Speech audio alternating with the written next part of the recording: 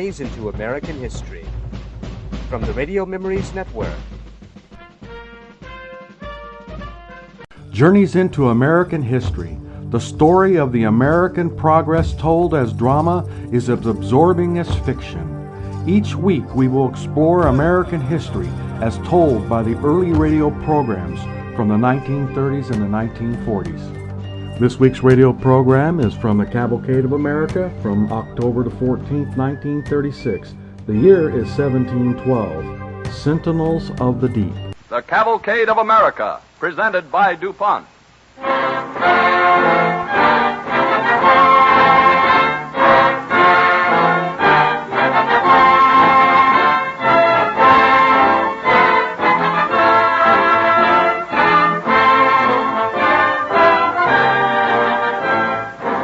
This evening's Cavalcade of America takes us to sea for a story of lighthouses and lightships, manned by courageous people who are truly sentinels of the deep. It was not so long ago that chemistry, like the sea in centuries past, was uncharted, unfamiliar to man, and full of mystery. But today there are many beacons along the coastline of chemical discovery, due to the patient work of research chemists in the employ of companies such as DuPont. In DuPont laboratories alone, $6 million is spent yearly in chemical research. The spirit behind this work is well expressed by DuPont's pledge, better things for better living through chemistry.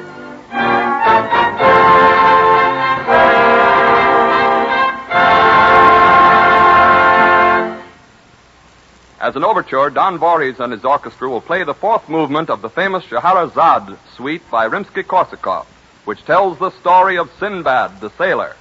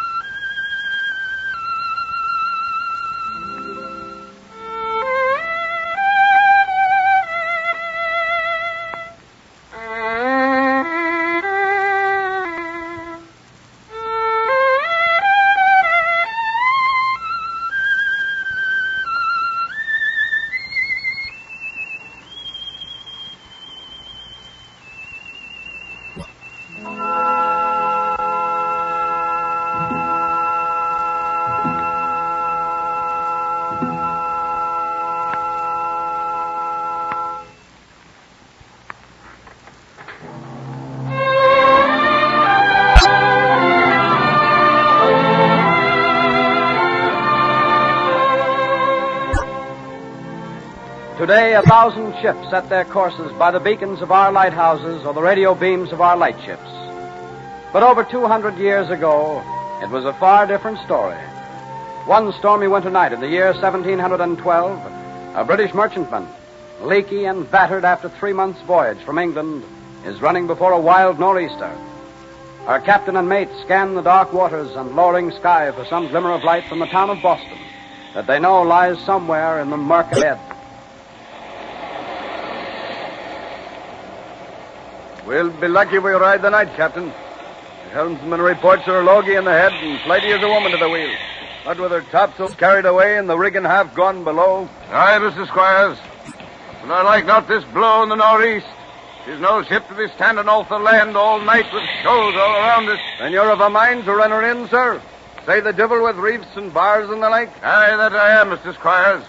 Twixt the rising water and the hold and the ghost of a set of sails aloft, I've little chance left me. Be like a drunken man playing at blind man's buff, sir. Aye, but we must chance it. But no more of this meeting the devil halfway. Go forward and set the boatswain to casting the lead. Poor as our charts of these waters be, we may yet feel our way to safety if we cannot have it shown to us. Aye, sir. Pity it is these Boston folk have no beacon on the headlands to light us in. All use wishing for what's not. Might as well be wishing for a moon this night. Oh, go forward. There's that tea merchant and his wife coming this way. That young lad of theirs. You'll be spared answering these questions. Aye, sir. It's a likely lad he is and bright. Good evening to you, Mrs. Wynn. Good evening, Mr. And you, Squire. Master Wynn. Good evening, Master McDonald. Good evening, Captain. The bosun tells me we may yet see Boston town this night, Captain. We may that if this wind holds off a bit. Oh, what a blessing it'll be to set foot on dry land again. After all these terrible weeks at sea. And a new land. Don't forget that, my dear. Do you think the Indians will come out in their canoes and try to keep us from landing, Captain? Well, hardly that, Master Donald. Not in this year of 1712. You'll find Boston town quite a civilized place. Not like London, of course, but then... Oh, they're casting the lead. May I go forward and watch, Father? You'd best ask the captain's permission, Donald. Best not, lad. The sea's rougher and you might be washed overboard. I think we'd best all go below. It's getting much rougher. Besides, we have much packing to do if we're to leave the ship in the morning. That's best, man. Should we sight the lights of the town, I'll send a man below to tell you. Till then, there'll be nothing you'll miss. Good night, ma'am. Good night, Captain. There's no danger, you think? There's always danger, but God willing, we'll be riding our anchor with the coming of the dawn. Oh, you've no idea how cheering it is to hear you say those words. Good night, Captain. Good night, ma'am. You'll be sure to let me know when we sight America, won't you, Captain? I can hardly wait to see what it's like. We're going to live there, you know. Yes, I will that, lad. And a fine new land you'll be having for a home. Good night. Good night, lad. And pray God you may see that new home of yours. Mr. Squires! Aye, sir. Call all hands on deck. Bosun, fight the men from below. Aye, sir. All hands on deck. Part two. Loose the mainsail. And the hull. Ice on Boston town. Up the starboard bow. She goes. Hard apart. The light should have shown the port. Aye, our reckonings have failed us. Breakers ahead. Hard over, helmsman. She's a lost ship, sir. Aye, and within sight of our goal.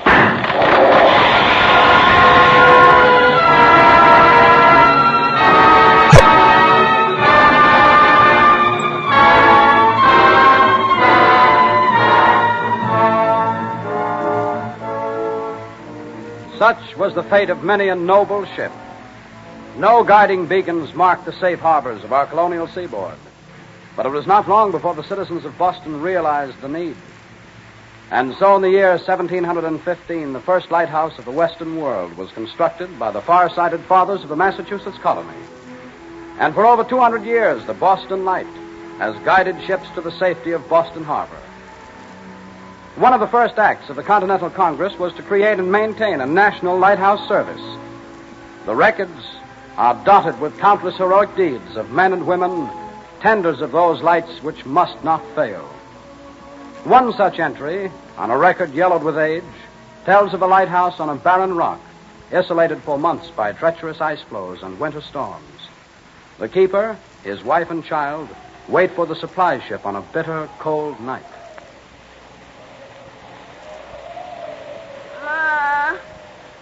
Ma, What is it, David? I'm hungry. Ain't there anything to eat? No, David. The last scrap's gone. Now, don't you get out of bed. Stay under the covers and keep warm, honey. Besides, if you lie still, you won't feel the hunger so much. It don't hurt so much as it did. How long's it been since we ate? Well, it's been 3 days now. But you just try not to think about it, David. Try to go to sleep, son. And maybe when you wake up, the supply ship will be here. I've been trying to sleep, but I've slept so much. Where's Pa? He's outside, looking to see if maybe some gulls are roosting on the rock. Golly, wouldn't it be great if he was to come in with a gull? You could make soup for all of us. Well, I wouldn't figure on it, David. There ain't been a gull near that rock since the cold set in.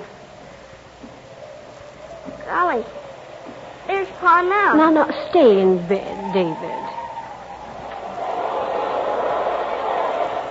Did you... Gee, Pa, didn't you find one? No, son, it's no use. Even if there'd been any gulls on the rock, I don't reckon they'd have waited for me to hit 'em with a pole. You oughtn't to go out there as weak as you are, John. Well, it's better than sitting here waiting for... John, mind your tongue. I was only going to say waiting for the supply ship. Thought I sighted her at sundown, but I reckon it was only a shadow of the clouds on the ice floes. Now with this storm blowing up... Oh, we can't give up hope yet. This offshore wind may open up the ice and let her through to us in time. Is the light burning yet? Yep. Clear and bright, thank heavens. Well, what's the use, John? Why are we burning the last of the oil in the lamps when we might be keeping ourselves from freezing to death with it? What's the good of keeping the light burning to warn ships off the rock when no ship could get within miles of us if she tried? There's never been a night since this lighthouse was built that captains couldn't set their course by her, and I'm not going to let it be said that I let her stand dark while there's a drop of oil in the tanks. How much longer will the oil last, John? Well, it's near dawn now. This night and another, maybe. Ma, I'm hungry. Yeah, be patient, lad. Maybe today. Let him be. He's dropped off. Just dreaming. Talking in his sleep. Oh, John. It tears my heart out to hear him. Do you think you can stand it much longer? Yeah, I know. I blame myself when I think how I might have sent you both to the mainland for the winter. Well, I wouldn't have gone, John. This is your job, and my place is here with you. It's no place for a woman. No one to talk to months on end. Now this. No food. Nothing to keep warm with. It's no fine place for a man either, John. But you know, you've been promised a transfer, and there's lots of fine lighthouses on the headlands up the coast. Places near a village where David could go to school. Yes, I know. I've been promised a transfer. It's 3 years we've been on this rock now. And unless the supply ship gets through before long, we'll have small use for a new post. Well, look, John.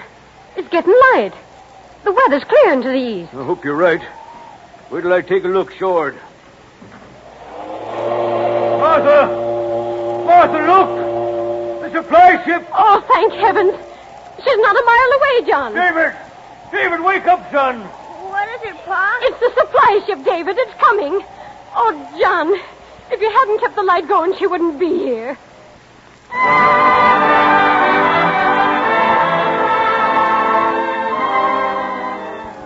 Such incidents of heroism and unsung devotion to duty are legion in the annals of the lighthouse service.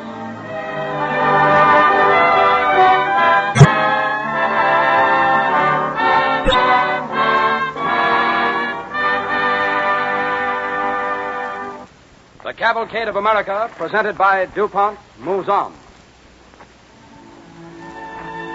The lighthouses that dot our coasts are but a part of a larger service. And of all the men of the lighthouse service of today, those who take the greatest risks are the officers and crews of the lightships anchored in the open sea, marking dangerous shoals and often stationed in the very center of the steamship lanes. Ocean liners set their course dead on the lightship's guiding radio beam and then veer off as they approach. But when fog, the seaman's worst enemy, drops down, disaster to the lightship echoes with every throaty blast. The danger is ever present in the minds of the men who gather in the crew quarters of the Nantucket lightship. And for a rookie on his first tour of duty on the shoals of Nantucket, the ghostly cloak of fog is a terrifying thing.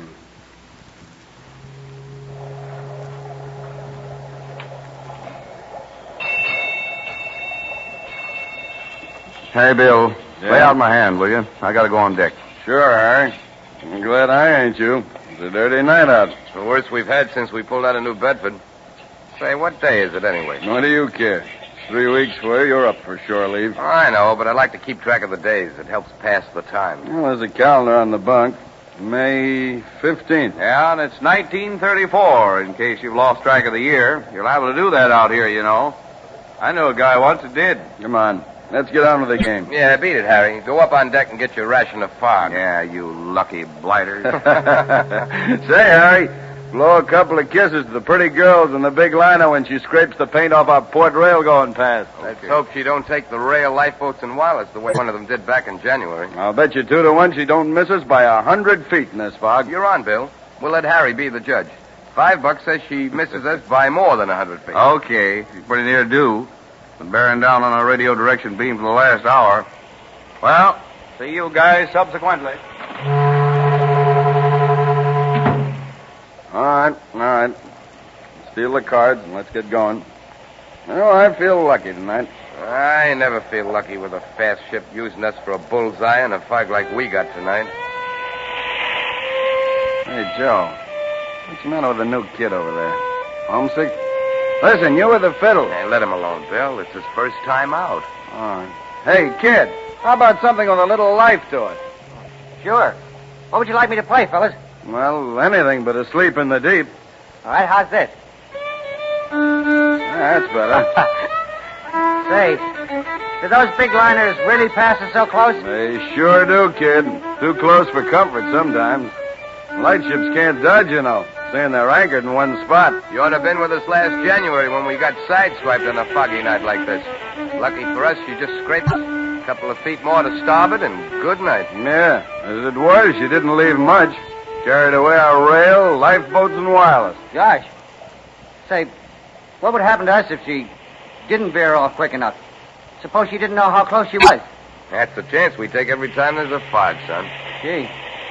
Oh, ain't you never nervous? Yeah, at first. I know how you're feeling, kid. It does sort of get you in the pit of the stomach to hear one of them big babies' whistles getting closer and closer. You can't see her, and she can't see you for the fog. You go up on deck to watch for her, and then all of a sudden you see her coming right at you out of the fog. You think she couldn't miss. And then she'll swing over and go hooting past so close you can reach up and touch her sometimes. Yeah, kid, if you want your hair curled, just go up on deck and take a gander at this one. She'll be moving plenty fast. Golly, I think maybe I will go on deck. I don't see how you fellas can stay down here playing cards. Suppose she was to hit us. You wouldn't have much chance down here. If she was to hit us fair and square, you wouldn't have much chance anywhere, son. She'd knife us in half like this old lightship was a piece of cheese. Well, how soon will she get here? Most any time now. Open the door to the wireless room and ask Sparks. He's been inviting her to smack us for the last hour. Nice guy, Sparks. He throws him a radio direction beam, and they point right on it. And we're it. Yeah. Ain't science wonderful? You reckon Sparks will mind if I ask him? No, go on in. He's a good guy. Even if he does pass out invitations to every tub in the ocean to come take a crack at us. All in a day's work. Say, Sparks. Oh, hello, kid. Hello. Nantucket. Calling Nantucket Lightship. Just a second, kid. Okay. Hello? Nantucket Lightship speaking. Go ahead. We're pretty close to you on Nantucket. The old man's off reduced speed. About 12 knots, I'd say. Don't mind us. We only work here. We're dropping the beam. I hear you. Sounds like you're about a quarter of a mile away. Hold it. The old man wants me. Hello? Hello? Radio room, sir. Informed captain of the liner is bearing down on us. Just sighted her through the fog. Get on. Yes, sir. Hello? Hello? Inform bridge. Sparks, quick! They're almost on us! You're on us! Inform captain!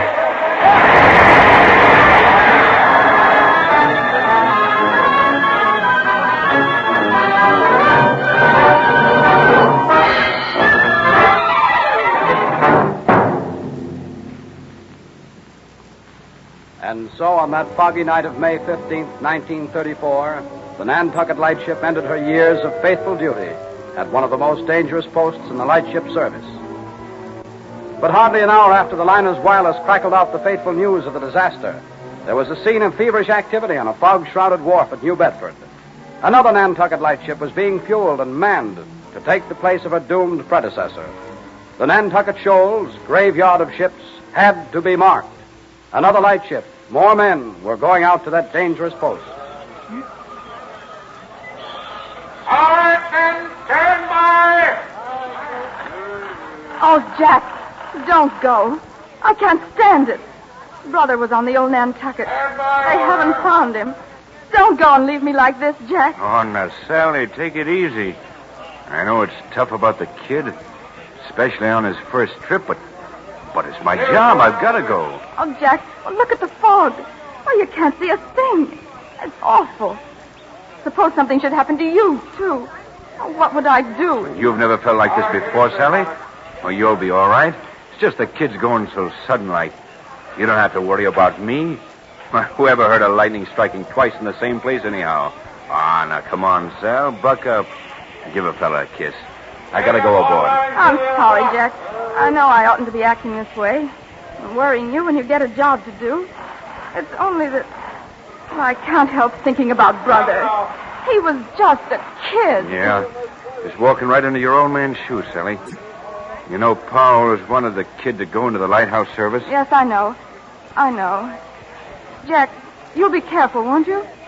Promise me you'll stay on deck on foggy nights. Oh, it's no use, Sally. When your number's up, you'll get yours no matter where you are. That's what I always say. Hey, Jack. Huh? The Ghost Guard just came in from the wreck of the lightship. They're docked down below. They've got some men. Yeah? Oh, Jack, I wonder if Brother... Now, steady, Sal, steady. We'll know if they found him. They're coming this way now. Jack, look! It can't be, but it looks just like him. Jack! Glory be, it is, Sal. It is. It's the kid. Hey, kid, right over here. Hi, Jack. Hello, sis. Oh, we thought we'd never see you again. No, I came through without a scratch. Got pretty wet and most froze before they pulled me out of the water, but that's all. Say, kid, did you see any of the others while you were swimming around? Yeah, Sparks. Him and me held on to a spar, and Bill and Harry came through, too, but they're in a bad way. Come on home, Brother. You must be cold and hungry. Yeah, kid. Say, you had a narrow squeak and a tough time. Go on. Go on home. Get yourself some sleep. No. Nothing doing, Jack. I'm going to see Skipper Wagner. I'm going back with you. Why, you're not going out again. Not right away. Sure, sis. Why not? They must be short-handed on the relief ship. Skipper needs me, don't he, Jack? Well, yeah. I reckon he could use you if you feel up to going, kid.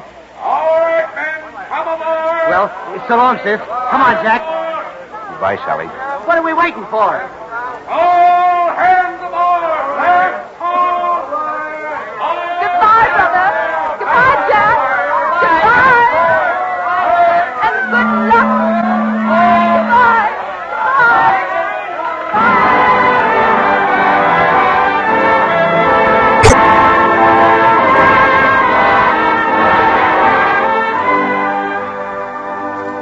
It has been said that as long as there are ships, men will go down to the sea and women will wait.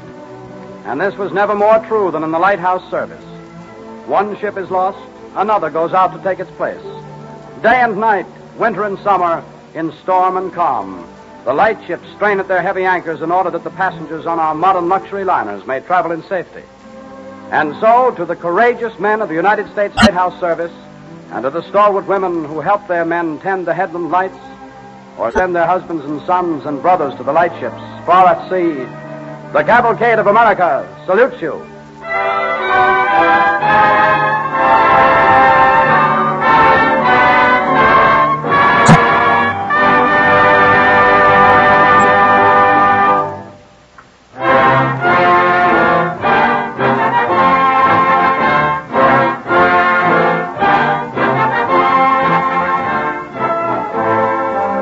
Our story of chemistry this evening deals with color, and that subject is especially appropriate right now when the gorgeous reds and golds of autumn delight the eye on every side. Life would be much less interesting if it were not for the attractive colors in our home decorations, clothing, and countless things that surround us. Yet did you ever stop to think that our modern world is the colorful place it is largely because of chemistry? Chemists have tapped nature for hidden sources of color and have produced from such unlikely-looking raw material as coal tar a veritable chemical rainbow of colors. Once only kings and such could own colorful garments. But today nearly everyone can have a bright array of clothes and other things without ever thinking of the few pennies that it costs to dye them. And women of today appreciate what it means to have dyes that are fast to light and fast to washing. It wasn't so long ago that one could never be sure how a piece of colored clothing would come back from its first trip to the wash. In recent years, however, chemists have developed dyes of every hue and tint that will not fade under the most severe conditions. Today, one may purchase garments and all sorts of fabrics with every assurance that the color will last as long as the material. The DuPont Company has been privileged to play a leading part in these contributions to America's progress. It pioneered in the development of a dye-stuffs industry in the United States, thus helping to make this country independent of foreign sources for dyes and many other related products that are essential to modern living. Basing its faith on the ability of its research chemists to answer America's demands for dyes, the DuPont Company invested more than $40 million and carried on its work for more than 5 years before the dye-stuffs venture returned a cent of profit. Thus, adequate financial resources, coupled with knowledge and foresight, eventually made possible this outstanding contribution, which so aptly illustrates the DuPont phrase, better things for better living through chemistry.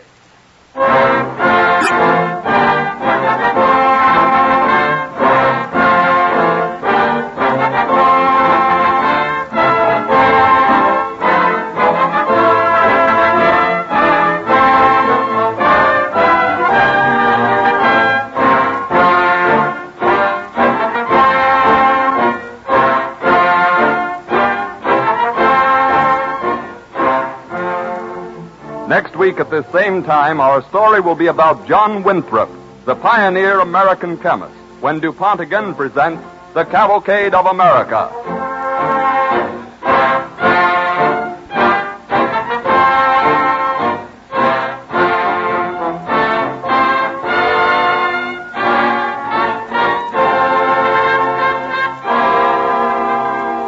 This is the Columbia Broadcasting System.